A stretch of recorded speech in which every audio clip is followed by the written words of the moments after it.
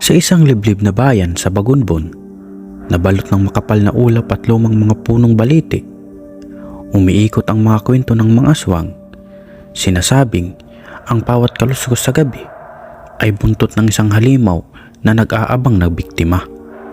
Sa kabila ng mga takot, nananatiling matatag ang mga tao dahil sa isang albularyong ipinanganak para labanan ng dilim. Si Itong, isang binatang may lahing albularyo na hindi inaasahang magpapasa ng sumpat biyaya ng kanyang mga ninuno. Bagamat bata pa, si Itong ay bihasa na sa mga orasyon at gamit ng mga agimat. Ngunit ang pagsubok na kanyang naharapin ay hindi pangkaraniwan. Ang pugad ng mga aswang sa kagubatan ng Sitio Lumawig, sa lugar na iyon maraming albularyo na ang hindi nakabalik. Ngunit kailangan niya magpunta roon hindi para sa sarili, kundi upang sagipin ang mga inosenteng buhay na unting-unting naglalaho sa dilim. Sa bawat takbang patungo sa kagubatan, alam niyang hindi lang kalaban ng mga aswang, pati ang takot sa kanyang puso na maaaring maging pinakamalaking balakid sa kanyang misyon.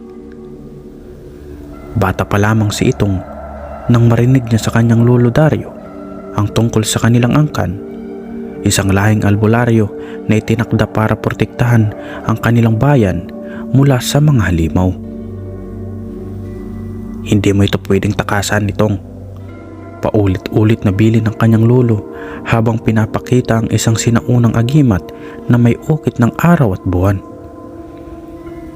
Noong unang panahon, pinili ng ating mga ninuno ang landas na ito. Sa bawat dugo ng isang aswang na mapapatay, ang ating lahi ay mas lalakas. Ngunit kasabay ng lakas ay ang sumpa. Hindi maaaring magmahal ng lubos dahil ang pag-ibig ay nagiging kahinaan sa harap ng mga halimaw. Lumaki si Itong na walang inang mag-aalaga dahil kinuha ito ng mga aswang noong sa sanggol pa lamang. Tanging kanyang lolo at ang matandang tagapangalaga ng baryo ang nagturo sa kanya ng lahat ng kaalaman sa paggagamot at pagbanat sa mga nilalang ng dilim. Ngunit ngayong pumanaw na si Lolo Dario, napilitan si Itong na akuin ang responsibilidad. Ang tawag ng kagubatan ng Sitio Lumawig ay hindi na kayang ipagpaliban. Isa-isa nang nawawala ang mga bata at kababaihan sa baryo. At ngayon, isang sanggol ang nawala sa kalaliman ng gabi, isang pangyayaring hindi na kayang baliwalain ni Itong. Sa liwanag nagbilog na buwan, naglakad si Itong papasok sa madilim na kagubatan. Bitbit ang kanyang agimat at baston na gawa sa sagradong kahoy ng Nara. Nagdasal siya ng orasyon para proteksyon. Sa bawat takbong ay nararamdaman niya ang malamig na simoy ng hangin na tila ba nagdadala ng bulong ng mga espiritu.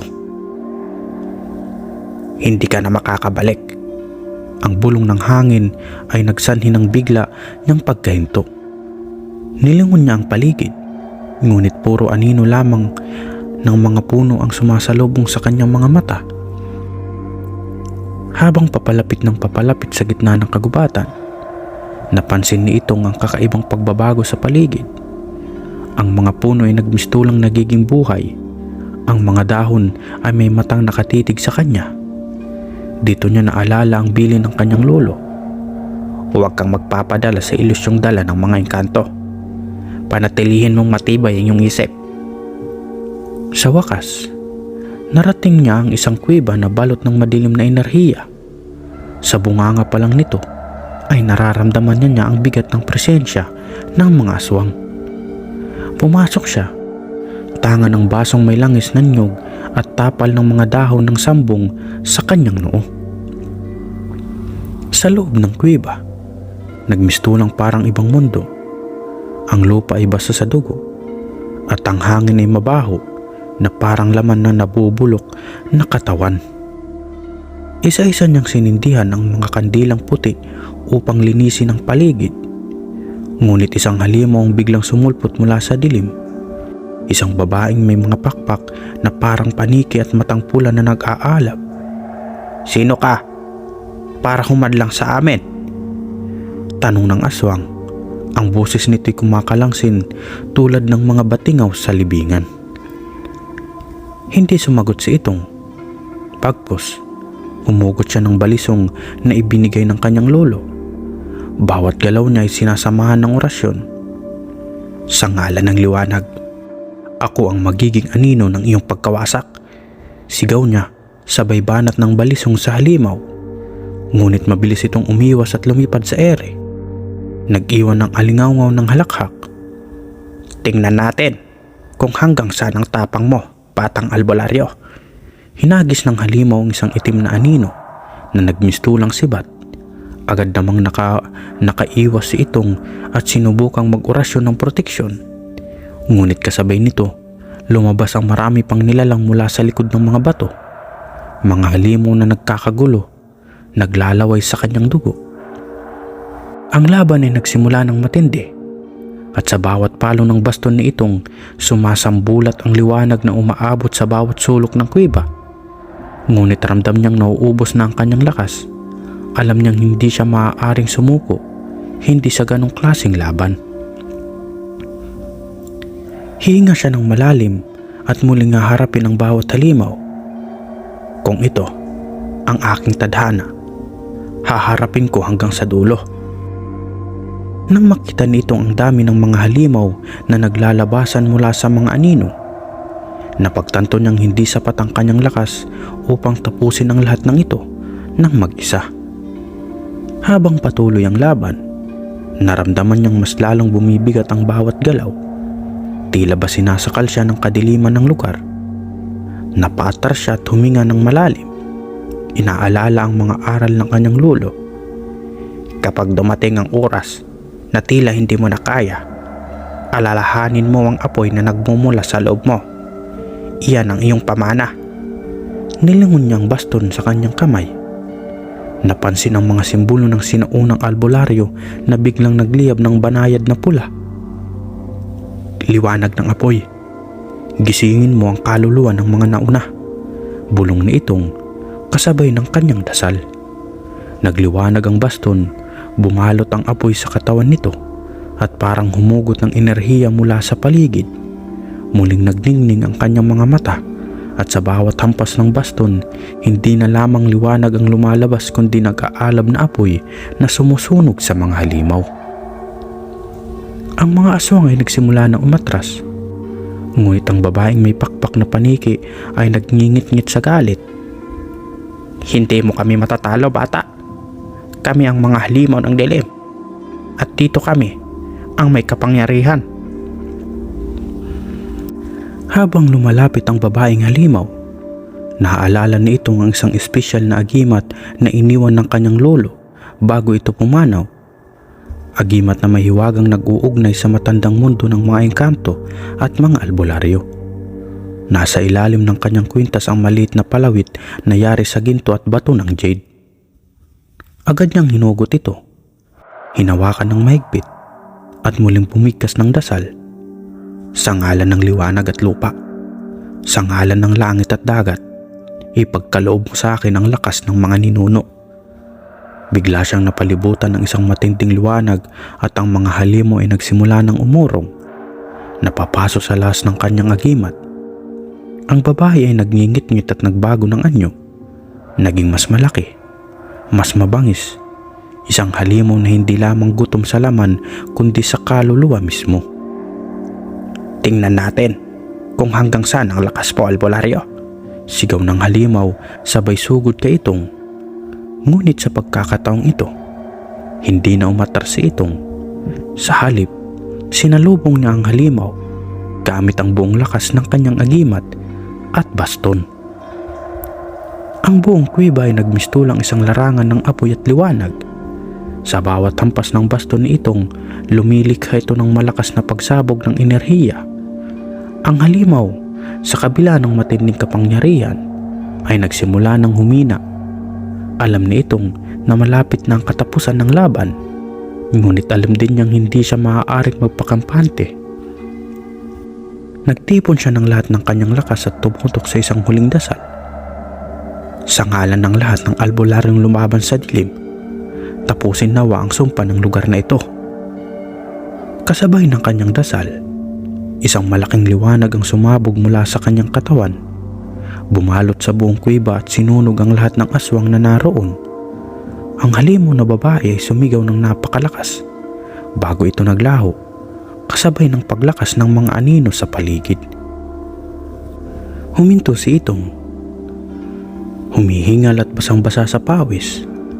Tumingala siya sa kataas ng kuweba at nakita ang pagbukas ng langit, isang tanda na ang dilim ay napawi na. Sa kanyang paglabas mula sa kagubatan ng sitio Lumawig, sinalubong siya ng mga tao sa baryo. Ang mga nawawalang bata at babae ay biglang nagbalikan, tila bumangon mula sa kawalan. Lahat ng tao ay nagpasalamat kay Itong, ngunit siya mismo ay tahimik lang. Alam niyang marami pang laban ang naghihintay sa kanya. Sa huling gabi, bago siya umalis, nagdasal siya sa harap ng puntod ng kanyang lolo. Natapos ko ang laban, lolo. Pero alam kong hindi pa dito nagtatapos ang tungkulin ko. Lumabas siya ng simbahan, dala ang bagong pag-asa at bagong lakas. Ngunit sa likod ng kanyang isipan, naroon pa rin ang bulong ng hangin. Isang paalala na ang mga halimaw ay laging nag-aabang, naghihintay ng bagong pagkakataon. Hindi pa man lubos na nakakapagpahinga si Itong, isang matandang babae ang dumating sa kanilang bahay kinabukasan. Nakatakip ang ulo nito ng pulang bilo at ang mga matay malalim ang mga hukay, tila ba dala nito ang bigat ng isang buong buhay ng pagdurusa. Albularyo, may isa pang lugar na nangangailangan ng iyong tulong, bulong ng matanda habang iniabot kay Itong ang isang punit na papel. Nakalagay rito ang pangalan ng isang baryo sa kabilang dako ng bundok, Baryo Talim, isang lugar na sinasabing pinamumugaran ng mga aswang na mas matanda at mas mabagsik kaysa sa mga nasa sitio Lumawig. Agad naramdaman ni Itong ang malamig na kilabot na gumapang sa kanyang batok. Bakit ako? Wala na bang ibang albularyo sa lugar na iyon? Tanong niya, ngunit tahimik lamang na umiling ang matanda. Matagal na silang namatay, iho. Ikaw na lang ang pag-asa namin. Alam ni Itong na hindi niya matatakasan ang panibagong tawag ng tungkulin. Kahit pa ang katawan niya ay pagod pa mula sa huling laban, ang kanyang espiritu ay muling pinasigla ng responsibilidad. Sa kanyang paglalakbay patungo sa Baryo Talim, napansin ni Itong ang pagbabago sa paligid. Ang mga puno sa paligid ng daan ay mga tuyot. Ang hangin ay mabaho at mabigat. Sa kalayuan, nakita niya ang mga uwak na nagliliparan sa ibabaw ng baryo, tila mga bantay ng kamatayan. Pagdating niya sa baryo, kakaunting tao lamang ang lumabas upang salubungin siya. Ang ilan ay takot na takot. Ang iba naman ay halatang hindi na umaasa sa anumang milagro. Agad siyang dinala sa bahay ng isang matandang lalaking nagngangalang Mang Teryo, ang natitirang albularyo ng baryo. Matagal ko nang hinihintay ang pagdating mo, Itong. Bati ni Mang Teryo, ang boses ay mahina ngunit puno ng tiwala. Hindi ko na kayang labanan ang dilim dito. Napakalakas nila at ang kanilang pinuno ay isang matandang halimaw na may kakayahang mag-anyong tao. Ipinakita ni Mang Teryo ang isang mapa ng baryo kung saan nakaturo ang isang lumang simbahan sa gitna ng kagubatan. Doon sila nagtatago. Ngunit mag-ingat ka, iyo. Ang bawat hakbang papunta roon ay isang pagsubok. Hindi na nag-aksaya ng oras si Itong. Agad niyang inihanda ang kanyang agimat. Ang baston, agimat at langis ng nyug na may kasamang mga halamang banayad sa mata, ngunit mabagsik sa mga nilalang ng dilim. Humarap siya sa direksyon ng simbahan at nagdasal. Habang naglalakad sa makitig na daan papunta sa simbahan, napansin niyang parang lumilit ang mundo. Ang mga puno ay nagmistulang mga haligi ng kadiliman at ang mga dahon ay nagkukulay itim. Sa bawat hakbang niya, naririnig niya ang malalim na hininga at bulong ng mga espiritu. Pagdating sa harap ng simbahan, bumungad sa kanyang isang malaking pinto na yari sa kahoy na may mga simbolo ng mga sinaunang engkanto. Agad niyang hinawakan ang kanyang agimat at nagbigkas ng orasyon. Sa ngalan ng liwanag, buksan mo ang lagusan ng mga naunang banal. Dahang-dahang bumukas ang pinto at bumulaga sa kanya ang loob ng simbahan na puno ng mga anino. Sa gitna ng altar ay naroon ang isang malaking itim na krus na balot ng mga ugat at laman ng hayop. Bigla niyang narinig ang isang malalim na boses mula sa kadiliman. Matagal ka naming hinihintay, binatang albularyo. Mula sa likod ng itim na krus, lumabas ang isang lalaki na may balat na kasing itim ng uling at mata na naglalagablab sa pulang apoy. Siya si Kulam, ang pinuno ng mga aswang sa Baryo Talim. Akala mo ba kaya mong tapusin ang sumpa ng lugar na ito? Tanong ni Kulam habang unti-unting naglalakad papalapit kay Itong. Hindi sumagot si Itong. Sa halip, tumayo siya ng matatag at itinaas ang kanyang baston. Sa ngalan ng liwanag, itataboy kita pabalik sa kadiliman. Sigaw niya. Mabilis niyang hinampas ang lupa gamit ang baston at naglabas ito ng isang malakas na enerhiya na nagpalaganap ng liwanag sa paligid. Ngunit hindi natinag si Kulam, bagkus ngumisi ito at biglang naglaho. Kasabay ng paglabas ng napakaraming aswang mula sa bawat sulok ng simbahan, alam ni Itong na kailangan niyang tapusin ang laban sa loob ng altar mismo, kung saan naroon ang pinakamalakas na enerhiya ng dilim.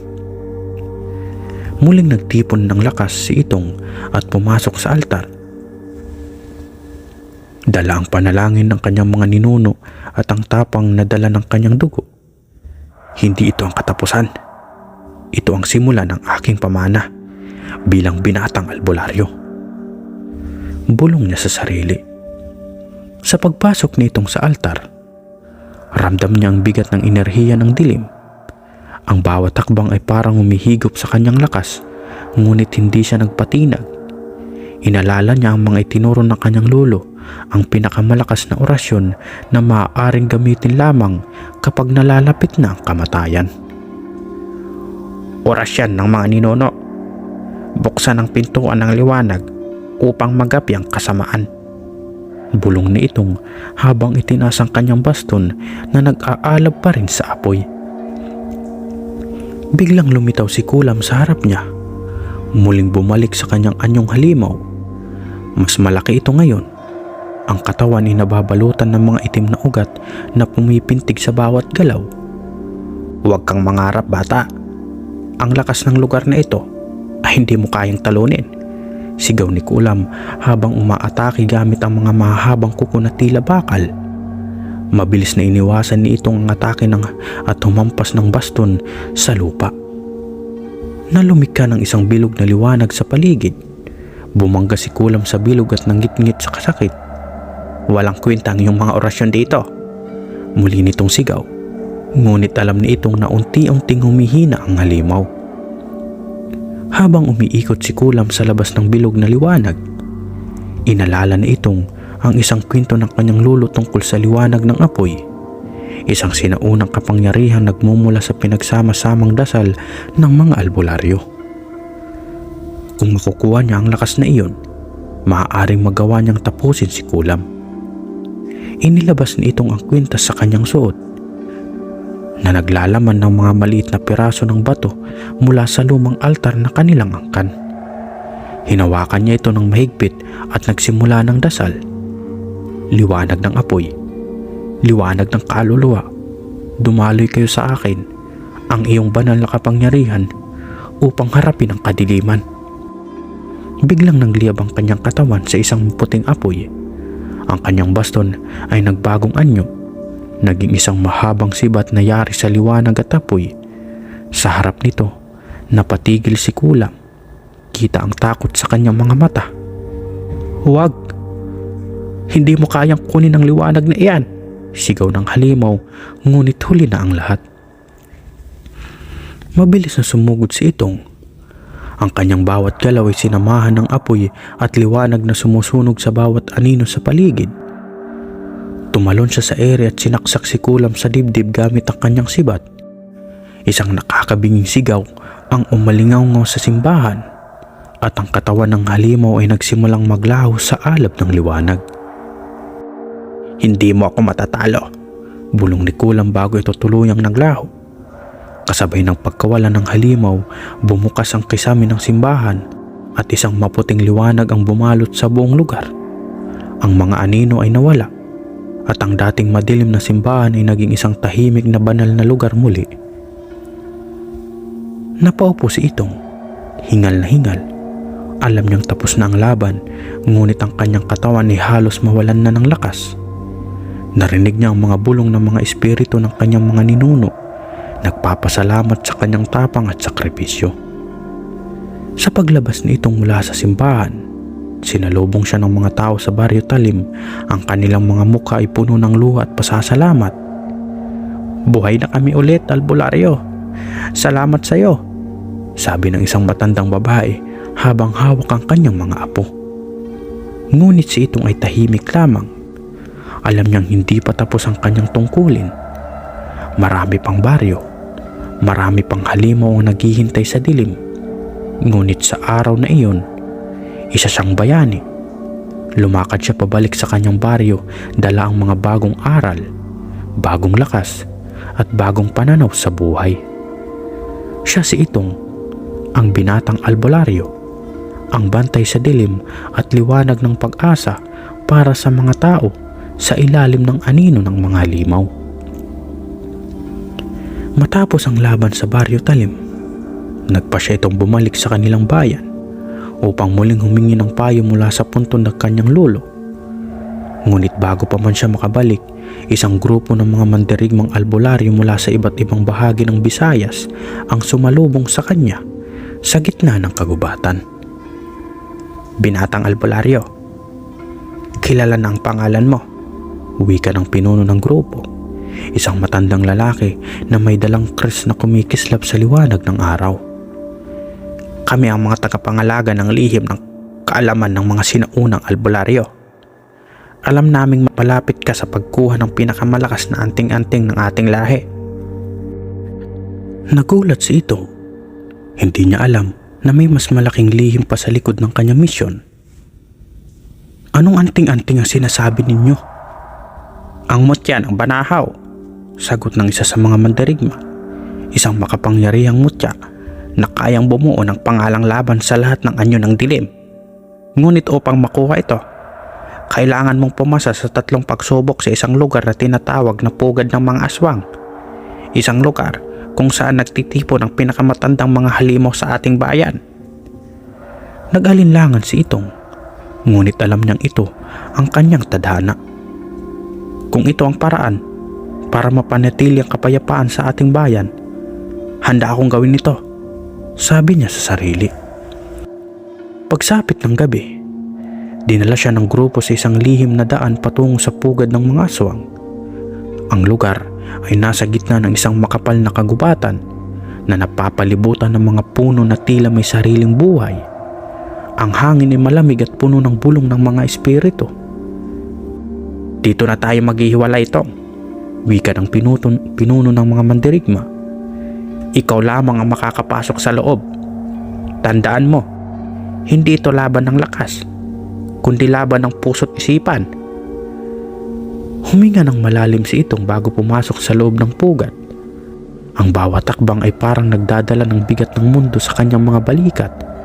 Ngunit nanatili siyang matatag, dala ang kanyang baston at agimat. Sa loob, nakita niya ang unang pagsubok. Isang malaking halimaw na kalahating tao, kalahating ahas. Nakaupo ito sa gitna ng isang madilim na lawa.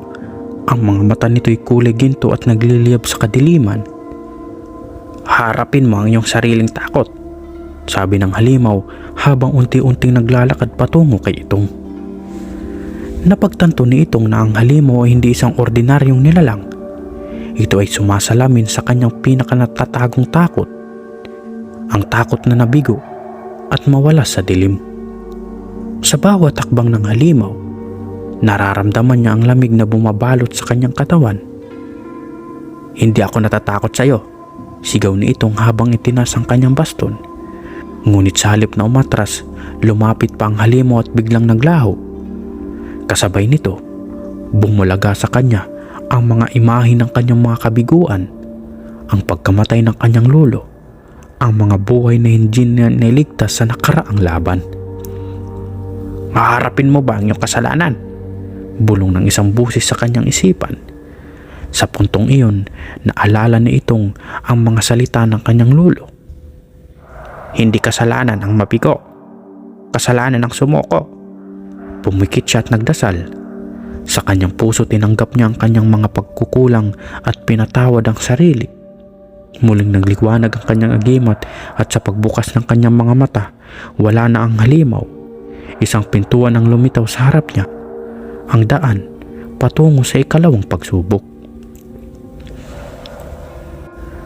Sa kabila ng pintuan ay isang malawak na disyerto at sa gitna nito isang matandang babae na nag-aantay sa kanya.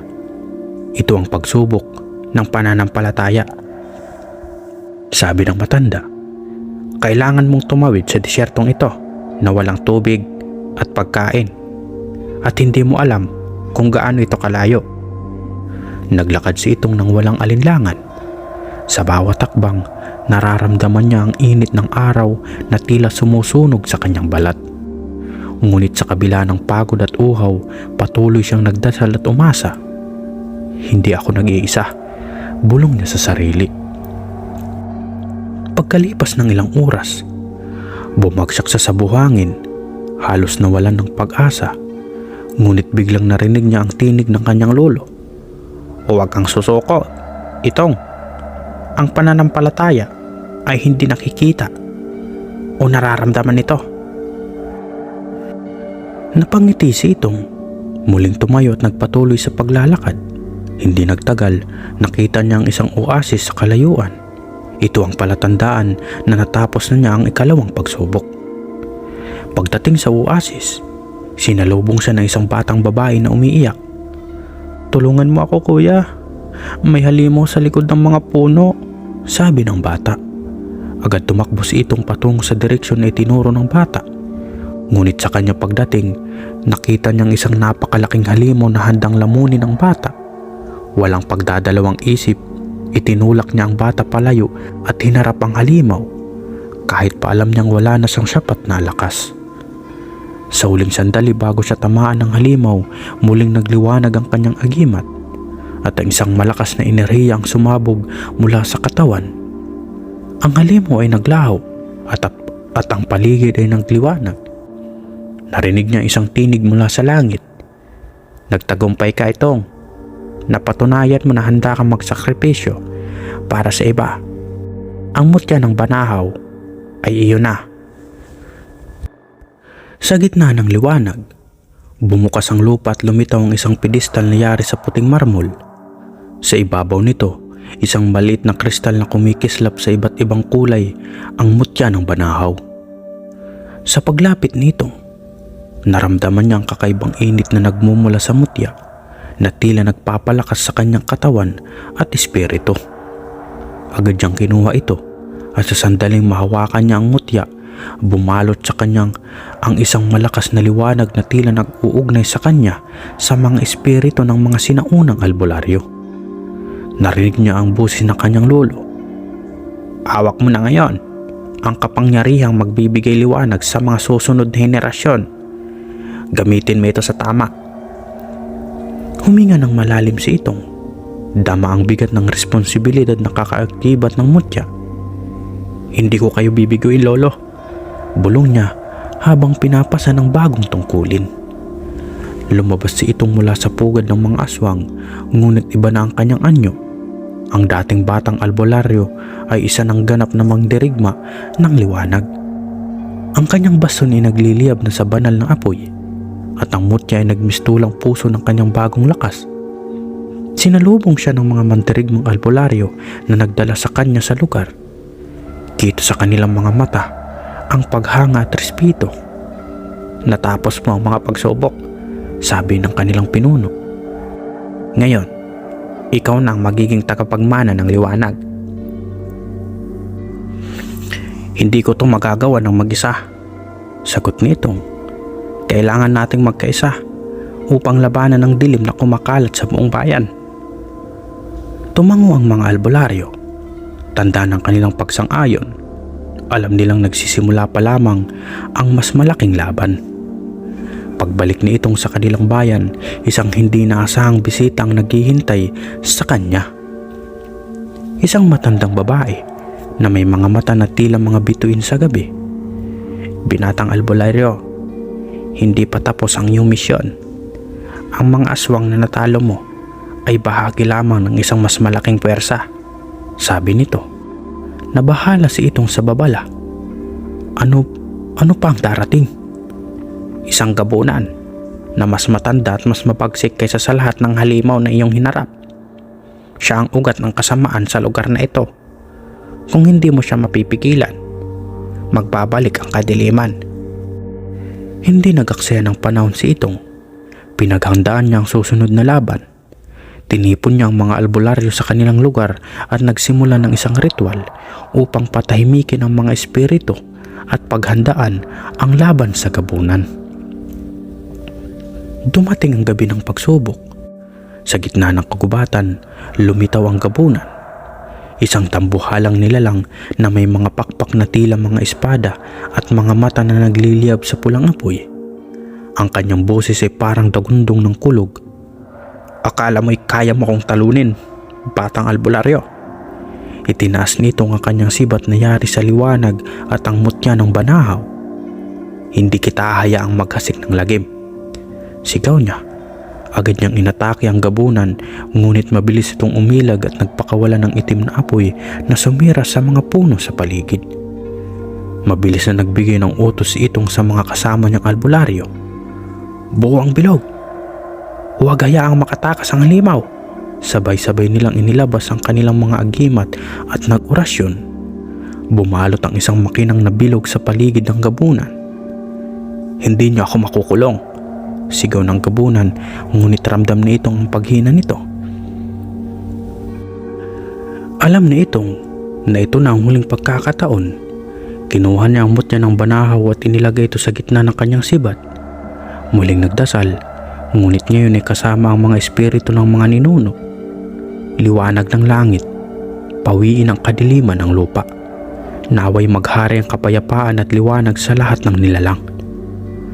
Sa huling hampas ng kanyang sibat, isang malakas na liwanag ang sumabog mula sa mutya. Tinamaan ang gabunan sa gitna ng dibdib. Isang nakakabinging sigaw ang pumuno sa buong kagubatan habang ang halimaw ay unti-unting naglaho. Natupok ng liwanag. Pagbalik ng katahimikan, huminga ng maluwag si Itong at ang mga albularyo.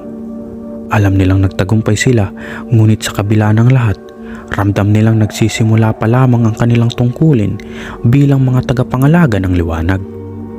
Si Itong, ang binatang albularyo, ay naging alamat sa buong bayan. Ang kanyang pangalan ay naging simbolo ng tapang at pag-asa. Ngunit alam niyang sa bawat liwanag ay laging may aninong nagtatago. Handa siyang harapin ang anumang panganib, dala ang pangako sa kanyang lolo at sa lahat ng nangangailangan ng tulong. Sa bawat pagsikat ng araw, muli niyang sinisimulan ang kanyang paglalakbay. Siya ang tagapagtanggol ng liwanag, ang binatang albularyo na patuloy na nagbabantay laban sa dilim. Wakas.